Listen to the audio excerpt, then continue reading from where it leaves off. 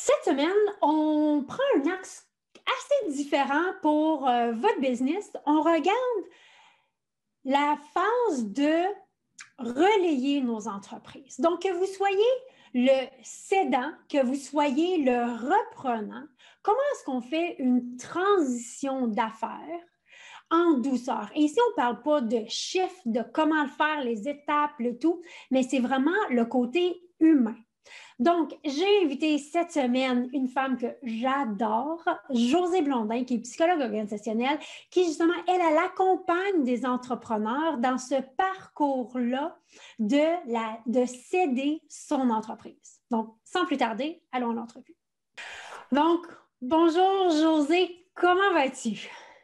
Bonjour Sarah, je vais très très bien et je te remercie de l'invitation en Mais passant.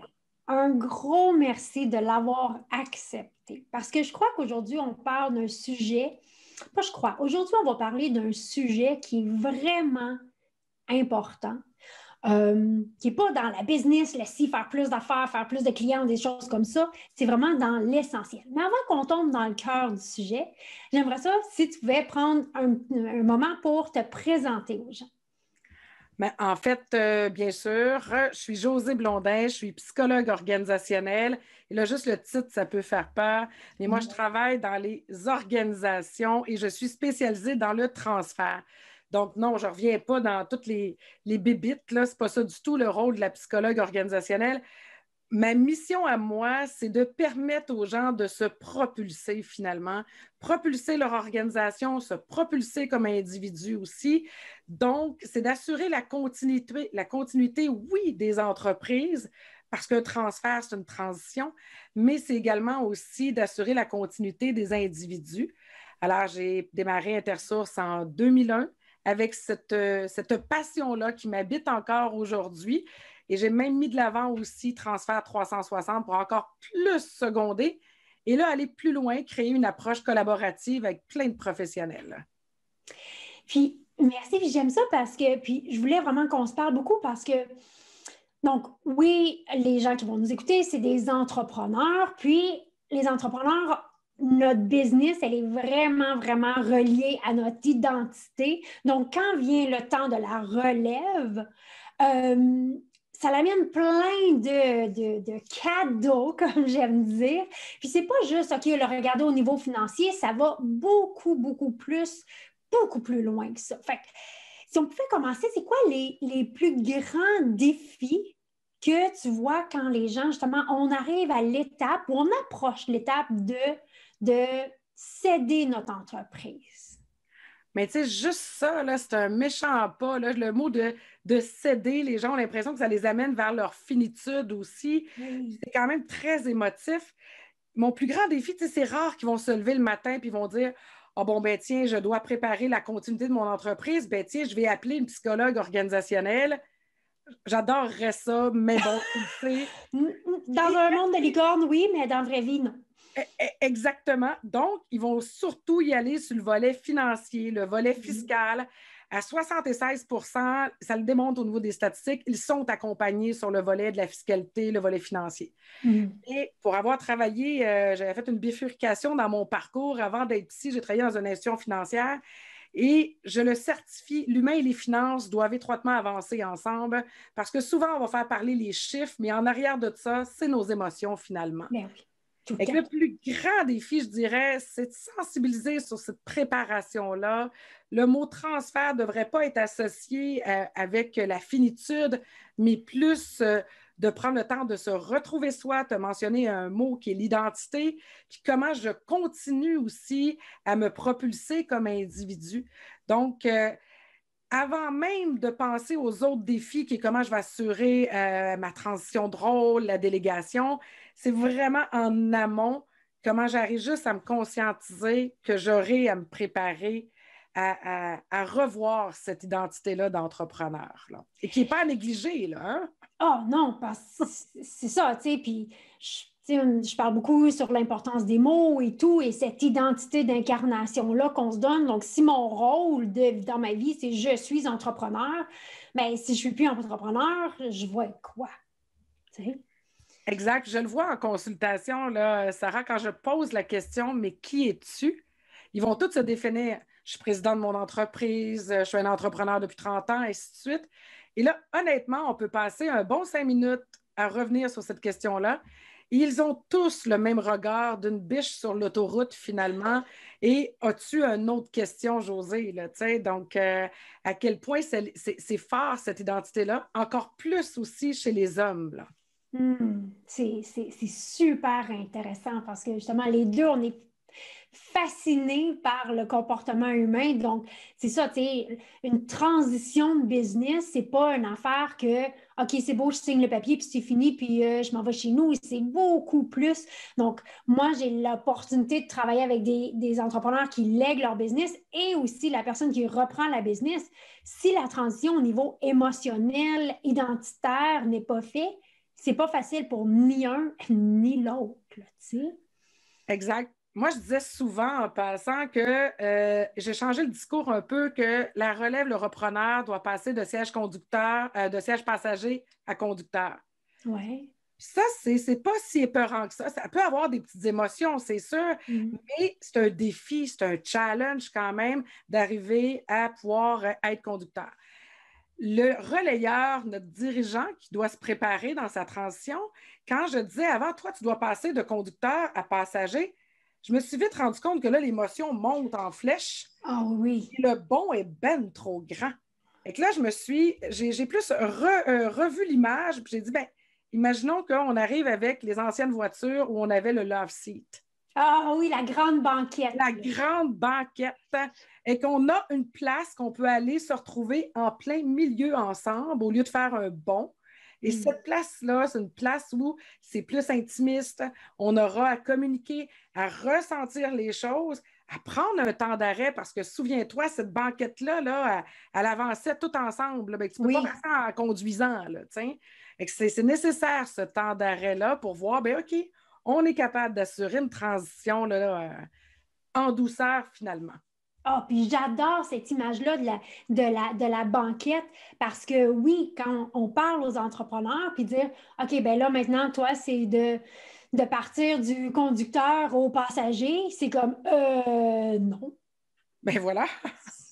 Ça marche pas de même. Tu sais, j'ai toujours géré ma business, c'est moi qui le sais, c'est moi. Donc il y a beaucoup de défis.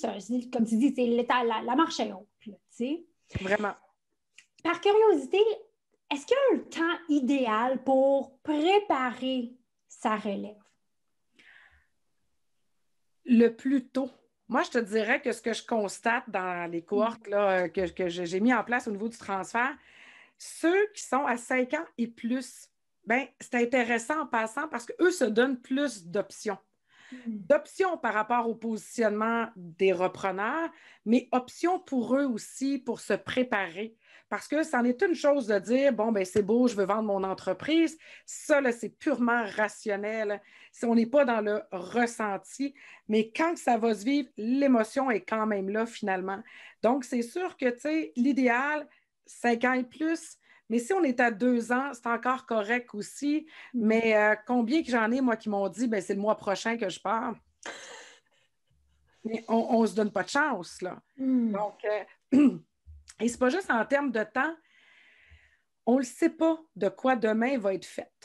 Et que je pense qu'il faut aussi avoir l'idée de la continuité.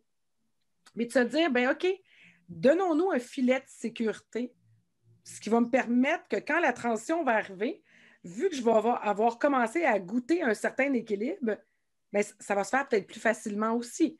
Donc, filet de sécurité, l'idée aussi de profiter peut-être de se donner des temps pour profiter de sa vie aussi. Donc, tu sais, une transition, comme je dis tout le temps, tu ne peux pas rouler 300 km/h sur l'autoroute puis te mettre sur parc. Essaye ça, ben fais-le pas, là, mais la machine, elle ne t'offre pas, là. Il va y avoir un bris mécanique. Tu sais, combien de personnes qui sont parties, ça a été raide le départ, dans le sens qu'ils ne se sont pas préparés, ils ont fait une crise de cœur, cancer, ces choses-là. Il y a quelque chose qui ressort parce que justement, c'est pas évolutif, c'est drastique. Exactement. Et ça, c'est pas être en douceur avec son corps, finalement, ni avec soi. Là, donc, ça s'apprivoise. Là. Fait J'aime ça parce que je pense que ça, c'est une des plus grandes erreurs. Puis tu vas pas me dire, dans le fond, les erreurs que que tu vois le plus souvent. Mais une, c'est ça, ce manque de préparation-là. Puis on pense que finalement, j'ai pas de lien émotif avec ma business. Puis finalement, j'en ai plein, là. Bien, exactement. Puis faites juste l'exercice là, de te dire, ah mon Dieu, OK, demain, c'est vraiment quelqu'un d'autre que moi qui prend des décisions dans l'entreprise. Il y a un petit moton, il y a une petite émotion qui va se vivre, c'est sûr. Là, donc, ou sinon, de se poser la question, demain, je vais faire quoi? Donc, demain, si je ne rentre plus dans l'entreprise, je fais quoi? Hmm. Là, c'est beau en passant, là. Les gens vont me dire, ben non, mais j'ai plein d'activités. J'ai du golf. Oui, c'est ça, je vais aller jouer au golf. Puis, ah ouais, donc, bon, là, soyons honnêtes, si tu joues à tous les jours au golf, je te le garantis. Anyway, on est au Québec, tu ne pourras pas jouer toute l'année, à moins si tu t'en vas ailleurs.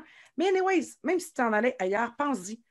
La petite balle blanche, elle va te taper ses nerfs au bout de 365 jours, là. Ben oui, puis c'est ça, moi je dis souvent, après la 30e round de golf, que tu fais quoi? Exactement. Et là, après ça, tu as bien beau me dire, non, non, mais j'aime ça, je vais construire une maison. Ou... OK, parfait, mais à un moment donné, ces projets-là vont s'arrêter. Et tu sais, le moment où tu tombes à la retraite pour monsieur et madame tout le monde, puis là, il faut se poser la question, est-ce que la retraite existe pour un entrepreneur? Je ne crois pas. On reviendra te parler tantôt de l'identité. Oui. Mais ce moment-là, dans le fond, où je vais être retraitée, là, où je retraite ma vie finalement, je vais faire quoi? Parce que là, il va se passer les 6 premiers mois, 6 mois, 1 an, c'est la lune de miel. J'ai enfin du temps pour faire ce que je n'ai pas eu le temps de faire. Mais c'est après ça. Et aussi, ben, avec ma conjointe, ça va se passer comment aussi? Ah, ben oui. Puis est-ce qu'on a la même vision de l'après? Exactement. T'sais, parce qu'il y en a, on s'entend que le taux de divorce à la retraite, il est quand même assez élevé. Ben, écoute, chez les femmes de 66 ans et plus, il y a 2 ans, on recensait une augmentation de 2%. Là, on va me dire, ben là, c'est juste 2%. À ta minute, on parle d'une tranche d'âge de 66 ans. C'est beaucoup, oui. là. Donc, et que c'est ça, là, les madames, dans le fond, sont vite envahies. Donc, si l'autre personne l'a pas, tu sais, ça se prépare à deux, finalement, tu sais. Il faut trouver des activités pour soi aussi, tu sais. Tu feras pas trouver, se donner le temps d'y aller dans l'évolution. On a parlé un peu, justement, de l'identité. Puis j'aimerais justement que tu élabores ça un petit peu parce que c'est un thème que j'amène, que j'aborde souvent, l'identité d'incarnation. Donc, comment est-ce que l'identité d'incarnation vient jouer, puis dans les deux rôles, le cédant et le reprenant? Comment est-ce que ça vient changer leur identité? C'est bon que tu poses la question, Sarah, parce que, tu sais, souvent, on parle de ça, de l'identité, puis c'est quand même flou, ce concept-là. Oui. J'ai le goût de ramener avec, on en avait déjà discuté aussi, un philosophe Descartes qui disait « Je pense, donc je suis ». Et tu le sais, le je suis, tu l'avais toi-même dit, définit un peu qui qu'on est. Avec là, on part avec cette identité-là. Mm-hmm. Et c'est là, à un moment donné, où il faut revoir ça. C'est pas tant je pense, donc je suis, mais je crois que là, davantage, c'est je ressens, donc je suis. Ça veut dire quoi? Ça veut dire que l'identité d'entrepreneur, entre autres, ne devrait pas être identifiée à l'entreprise, mais plus davantage à voir qu'est-ce que ce rôle-là me fait ressentir. Ça m'amène, par exemple, à relever des défis. Bon, ben parfait. Ce que je ressens, c'est un besoin de relever des défis. Donc, je peux le faire peut-être ailleurs que dans un rôle d'entrepreneur qui n'est qu'un rôle. Ce n'est pas vraiment mon identité. OK, là, je ne sais pas si vont avoir un déclic, là, mais je suis un entrepreneur de le voir, puis là, je vais le paraphraser, tu me diras si je dis, de le voir comme une caractéristique de ma personnalité et non mon rôle de vie. Exactement. Fait qu'un entrepreneur, il peut avoir une business, mais je suis un entrepreneur, je peux aussi prendre supporter des causes qui me tiennent à cœur, je peux utiliser cette caractéristique-là comme la générosité, comme... Exact. à faire d'autres choses. Oui. Donc, qu'est-ce que je ressens quand je mets mon chapeau d'entrepreneur? Donc, qu'est-ce qui me nourrit? Bien, tu l'as mentionné, ça peut être j'aime les défis. Tu sais, comme moi, dans le fond, j'ai 3 hamsters que j'apprivoise. Je suis une passionnée, finalement. Donc, c'est des caractéristiques. C'est ce qui nourrit mon rôle d'entrepreneur. Ça veut donc dire que mon prochain rôle à moi, mais je vais aller chercher des éléments qui nourrissent cette passion-là qui m'habite finalement, qui va alimenter mes 3 hamsters aussi. J'avais un dirigeant qui, en faisant l'exercice, humblement me dit, Josée, moi, j'aime le contrôle. Puis ça peut avoir l'air tellement négatif, mais il s'est fait tellement un gros cadeau de se dire, c'est ça sur lequel je carbure. Mais parfait. Maintenant, on peut aller chercher ce contrôle-là ailleurs. Donc, on peut s'investir, par exemple, dans un conseil d'administration. On peut devenir mentor. Donc, si j'ai besoin, dans le fond, de venir influencer. Il faut revenir à l'essence. Ce rôle-là me nourrit de quelle façon? T'sais? J'aime ça parce que, tu sais, je pense que tout le monde le sait, moi, la psycholinguistique, c'est vraiment l'axe sur lequel je travaille le plus, ce qui me fascine le plus. Fait que c'est de décortiquer aussi, je suis un entrepreneur, c'est quoi les caractéristiques? Bien, c'est quelqu'un qui est proactif, c'est quelqu'un qui est ci, c'est quelqu'un qui est ça, et d'incarner plus les caractéristiques que le chapeau de je suis un entrepreneur, je suis un chef d'entreprise, un propriétaire d'entreprise. Exact. Et tu sais, pour les repreneurs actuellement, Oui. quand ils amorcent leur processus, moi, ce que je vois, c'est que si on se limitait juste à je suis un entrepreneur, il y a ce que moi je constate, c'est qu'avant qu'on fasse cette transition-là de siège passager à conducteur, c'est comme s'ils voient le type de repreneur au bout de leur titre actuel qu'ils endossent. Par exemple, je suis directeur des ventes / repreneur. Mais non, repreneur, c'est un autre rôle que tu vas tendre à évoluer.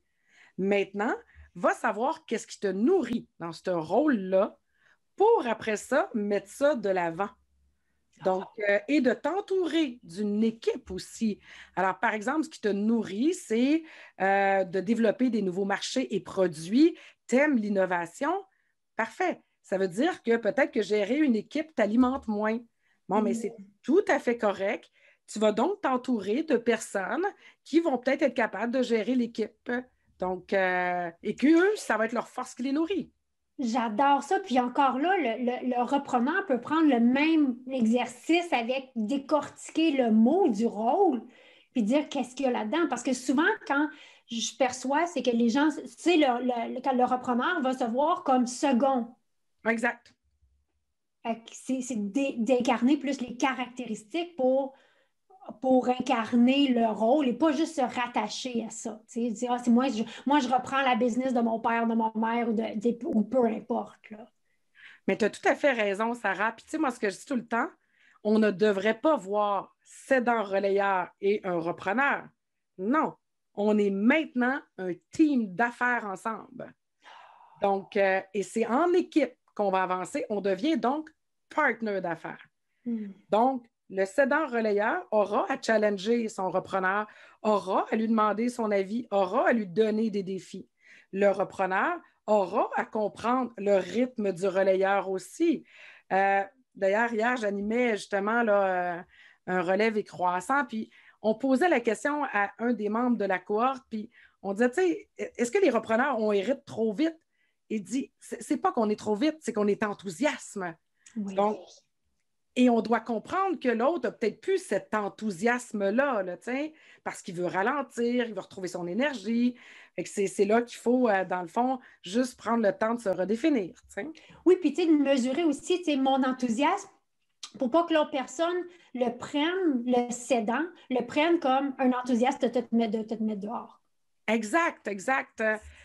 Oui, parce que là, ce que ça va être ressenti pour le repreneur, c'est comme, ah ouais, c'est parce qu'il ne me fait pas confiance. Oui, tellement. Puis pour le relayeur, le cédant, c'est bien ce qu'il veut me faire, il veut me tasser.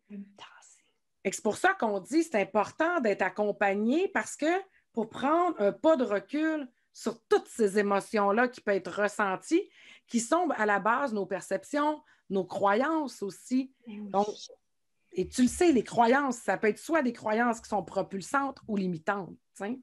Ah oui, puis tu sais, c'est quoi l'histoire que je me raconte par rapport à qu'est-ce que l'autre, qu'est-ce qui est en train de se passer, puis qu'est-ce que l'autre a dit, puis qu'est-ce que l'autre a fait, puis qu'est-ce que... Tu sais, on est des bulles d'émotions, là. Même si on pense qu'on est dans notre tête, là, on est des bulles d'émotions tout le temps, tu sais. Exactement. Donc, c'était pour ça que je disais tantôt, le je ressens, donc je suis.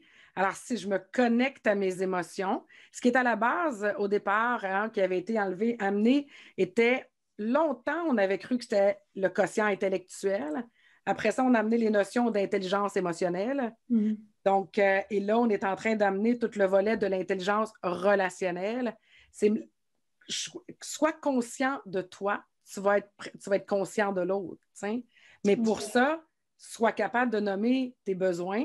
Tes besoins partent de quoi? Ben, tu as tes émotions qui sont un peu ton check engine finalement. Définitif. Puis moi, il y a un concept sur lequel je planche beaucoup dernièrement, c'est justement l'agilité émotionnelle, tu sais. Mhm. Parce que on est juste ça, on est juste fait d'émotions qui déclenchent plein de choses. Fait que nos comportements, c'est le reflet des croyances qu'on a, des émotions qu'on vit. C'est comme un gros melting pot.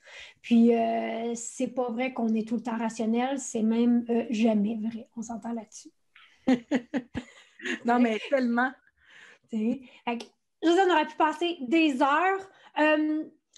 Premièrement, est-ce qu'il y a des ressources que tu pourrais partager avec nous pour que les gens qui soient, peu importe dans quel rôle, le cédant, le reprenant, un des autres, des ressources qui pourraient les aider justement à se préparer puis à naviguer cette aventure-là?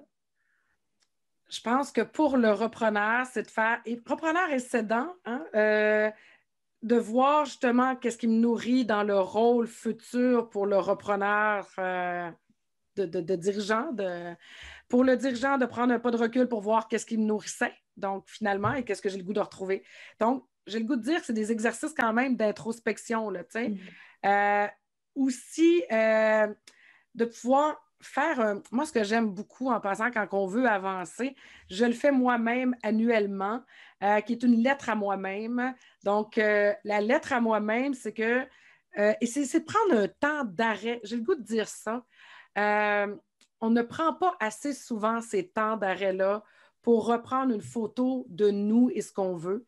Et la lettre à moi-même, c'est on regarde le passé, qu'est-ce que j'ai été le plus fier? On regarde qu'est-ce qui est actuellement, c'est quoi qui me fait vibrer actuellement. Et le futur, donc l'année prochaine, je vais être fière de quoi? Donc, je suis remplie de gratitude à cause de quoi finalement. Et on fait cette lettre-là, on la scelle, on la met dans une enveloppe scellée et tu la réouvres en décembre prochain avec un petit verre de bière ou un petit verre de vin finalement. Et ça te permet de voir ton évolution aussi. C'est une lettre en douceur à ton toi-même. Si tu ne l'as pas atteint, soit en bienveillance pour dire, bon, ben, il y a peut-être des choses qu'il faut que je revoie ou que je modifie. Donc, je pense que c'est surtout ça, un bon exercice d'introspection. Et pour les dirigeants, dans le fond, j'ai le goût, sans vouloir nécessairement, euh, entre guillemets, Oui.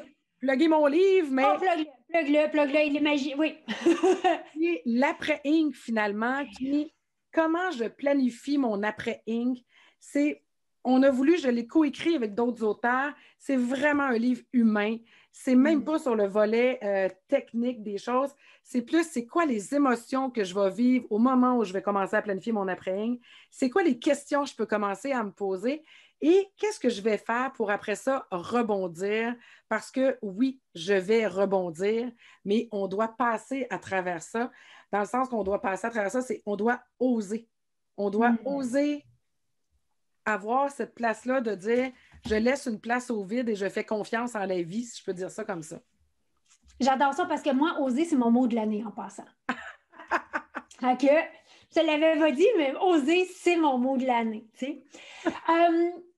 Avant qu'on fasse le dernier point, moi, j'aime bien dans les entrevues poser des questions surprises pour apprendre à connaître l'humain derrière l'expert. Donc, tu nous as partagé sur ton expertise, comment tu peux aider les gens. Moi, j'aime aussi apprendre l'humain, c'est qui. Fait que c'est 3 questions que je vais piger au hasard et réponse courte. Un mot, une phrase, un petit paragraphe. Quelque chose de court pour qu'on apprenne à connaître c'est qui Josée. C'est bon? Je me prête au jeu. Je trouve ça même très intéressant, Sarah. Good. De toute façon, tout le monde qui vient ici, il veut jouer parce que moi, ça fait partie de ma vie. Il faut avoir du plaisir dans le fond. Josée, après quoi est-ce que toi, tu cours dans la vie? Après quoi je cours? C'est une excellente question en passant. Plus petit, mon fils, mais non, blague à part. Après quoi je cours? En fait, le plaisir, je dirais aussi, est d'être animé tout le temps de passion. Donc, c'est à ce à quoi je carbure, donc, et c'est ce que je vais chercher. Donc voilà, je suis une passionnée, j'ai besoin de me nourrir de plein d'idées que je vais courir après le plaisir aussi parce que je me dis, tu le dis dans le fond, le plaisir, si on fait les choses drabes et plates, non. Ah oui, puis tu sais, moi je trouve que, je dis souvent, tu sais, anyways, dans la vie, il n'y a personne qui va en sortir vivant de cette affaire-là. OK, on peut avoir du fun, tu sais? Donc, ça amène une légèreté. C'est quoi les plus grandes valeurs qui te représentent? L'authenticité, mon dynamisme aussi et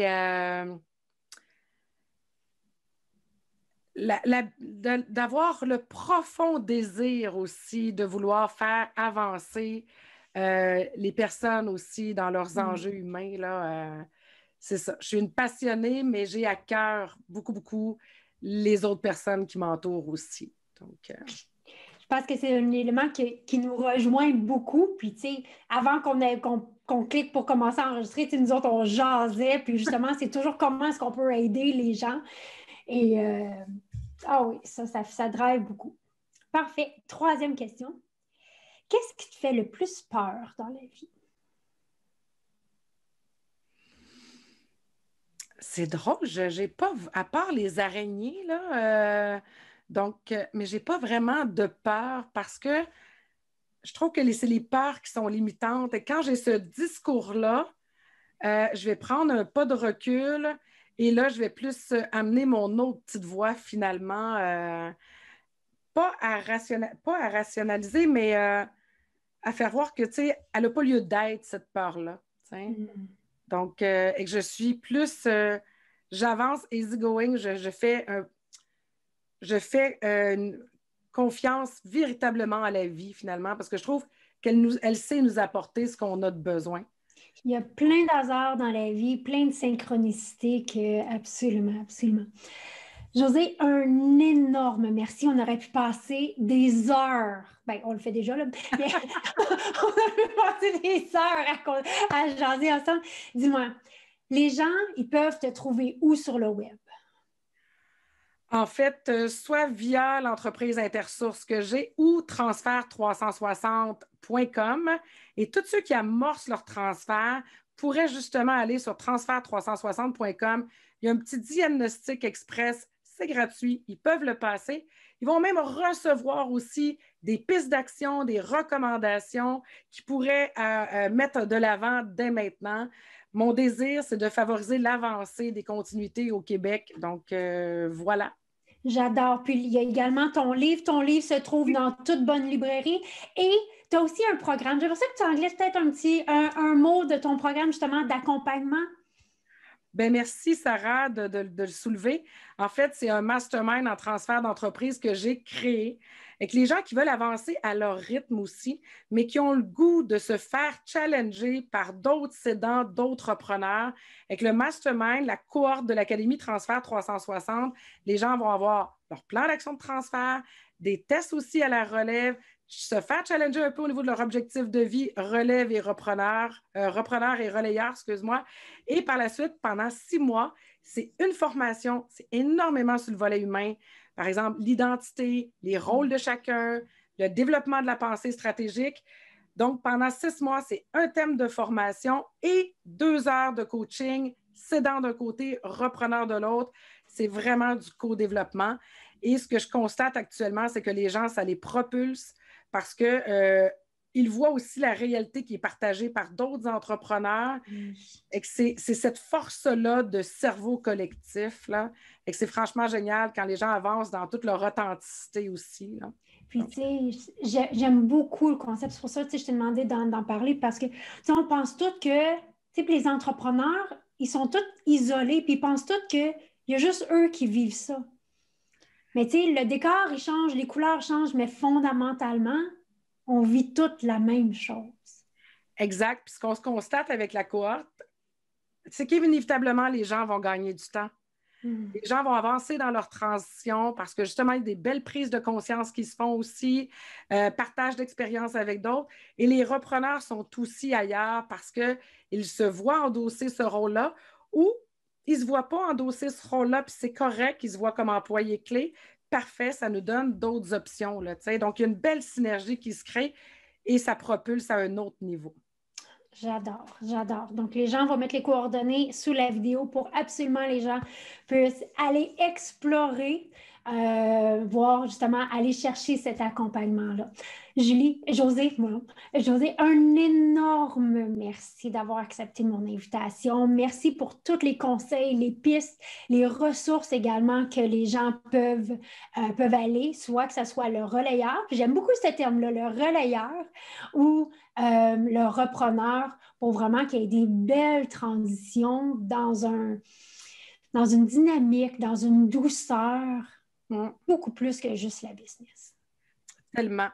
Et Sarah, merci infiniment à toi. Tu es tellement une belle personne et j'ai tellement de plaisir à échanger avec toi, que ce soit en ondes ou hors d'ondes finalement, là. Donc, j'aime beaucoup ta connexion. Merci, merci beaucoup. Merci. J'espère que vous avez aimé. Il y a tellement de perles, il y a tellement de subtilité. Moi, quand elle a parlé là, de l'entrepreneur, et là, j'ai fait le clic en OK, attends une minute, c'est pas juste je suis un entrepreneur, c'est OK, c'est quoi les caractéristiques de l'entrepreneur et comment est-ce que je peux prendre différents chapeaux, différents rôles pour incarner ces caractéristiques-là. Moi, là, ça l'a fait boum dans ma tête, c'est incroyable. Donc, j'espère que vous avez aimé la capsule. Si vous l'avez aimé, donnez-lui un petit thumbs up. Puis si vous cherchez plus de ressources, que ce soit au niveau du marketing de votre business, de la productivité, du mindset, tout ce qu'on appelle le soft skill, mais assurez-vous de vous inscrire à notre blog qui s'appelle aussi le meilleur blog.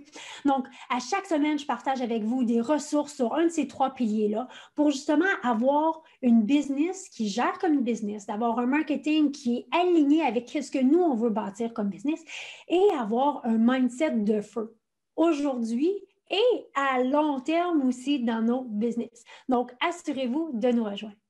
Sur ce, visitez le site de José, achetez son livre, il est magnifique, vraiment, là, il est vraiment axé sur l'humain, c'est magique, c'est une femme de cœur que ça en est vraiment déroutant parfois. Donc, merci d'être ici semaine après semaine. Puis nous, on se voit mardi prochain.